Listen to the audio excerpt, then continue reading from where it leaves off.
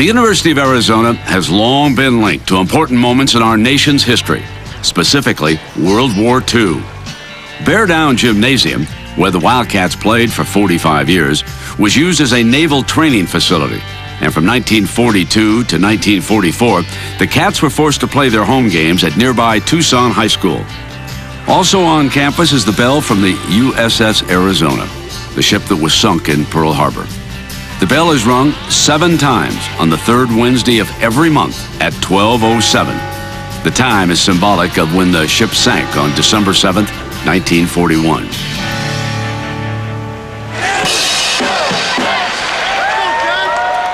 In 1972, the U of A made history of its own.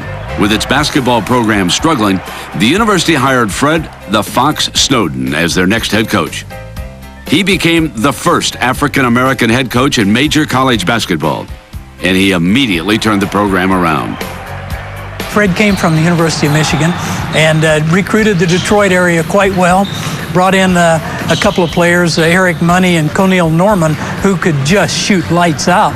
And they really turned this community on, and they filled this arena. Of course, there was a lot of attention to him being the first African-American coach. He brought in basically a whole new team, the Kitty Corps. He started basically a lineup that was all freshmen and took on a very aggressive schedule. Immediately became competitive his first year here.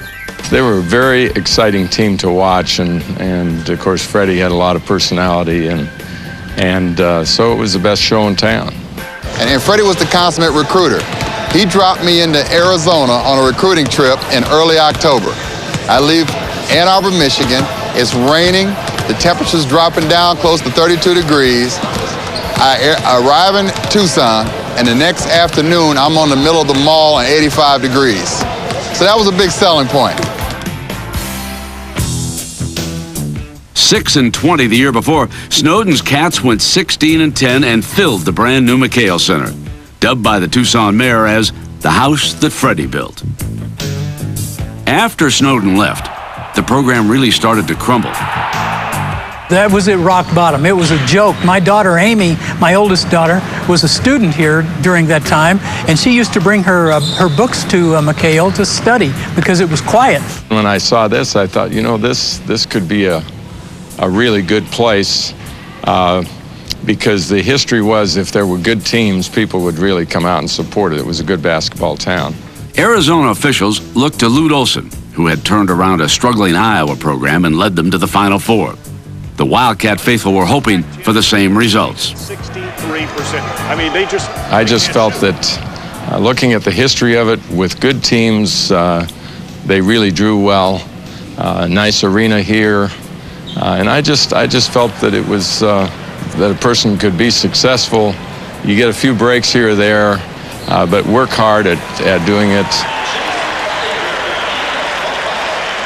He came into a situation where they had won very few games. There wasn't the talent level, there wasn't the base to come in that next year and win right away. He's built this from ground zero. To maintain the level he has, it's nothing short of miraculous. Daniel Dillon checks in for Arizona. I think probably the key time was the year with Sean Elliott and Steve Kerr when we got the national recognition, and from that point on, the recruiting really, it became a national recruiting program after that. It didn't take Olson long. In his second season, he led the team back into the NCAA tournament, and a new Arizona basketball tradition had begun. Coach has what probably all great people have, and that is some intangible that I can't even tell you what it is. He just, whatever it is, he's got it. His presence, his style, the type of person he is, he's just so easy to get along with. You know, he's made every player and fan feel comfortable with Arizona basketball and just love it. And, you know, the man who has to follow him is, you know, obviously following in giant footsteps. He also is a guy who sets goals and accomplishes them. And he does it the right way. He's a four-square gentleman. During the Olson era, Arizona basketball has seen some of the greatest players in the game compete in the McHale Center. The names are recognizable. Steve Kerr, Sean Elliott, Damon Stoudemire, Mike Bibby, Jason Terry, Richard Jefferson, Gilbert Arenas, and Luke Walton. But the one cornerstone to that is Coach Olson. You know, so many programs, you know, might not have players come back because their coach is not there anymore. But with Coach Olson, he's been here 20-some years.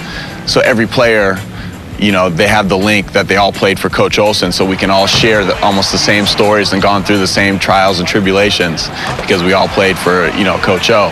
He seems to be right out of Basketball 101. And, you know, he's able to, I mean, he's such a disciplinarian.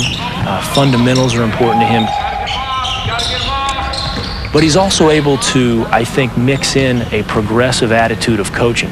So it's this old school type of coach, but he's able to really let his players play. A lot of people try to down recruit him, you know, saying that he's probably going to retire soon, he's too old, but he's still going and he's coaching like he's 21 years old, to be honest with you, and he's having a lot of fun. I mean, it's easy to have a lot of fun, you know, when you're winning, but I mean, he's having a lot of fun. You know, to be honest, you know, when I first met him, you know, I really didn't expect it to be like this. I mean, he's so involved that, you know, with all that kind of hard work, and he's one of the hardest recruiters there is out there. So, I wouldn't see a reason for him not to be one of the, you know, best coaches of all time. Left of the lane, works his way into the paint. Dump it off, Buttinger, jam two. The floor at the McHale Center is now named the Lute and Bobby Olson Court. Bobby was Lute's wife of 47 years, who passed away in 2001. Anyone close to the Arizona program gave her just as much credit for the Cats' success as her husband. Bobby was the best. To every player, you know, if you had a problem, you could talk to Bobby on. She was just a very special lady and an easy person to get along with. She just had a knack of making the players feel that way.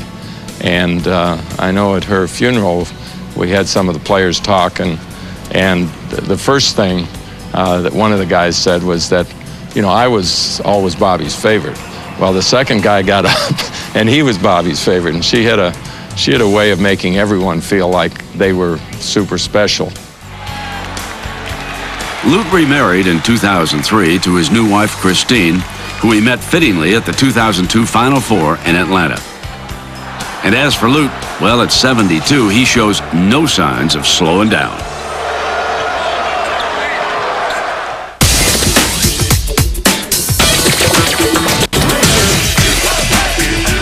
Coming up next on Hardwood Heavens, these students are animals, the Zona Zoo, getting loud and crazy as the Pac-10 Conference heats up.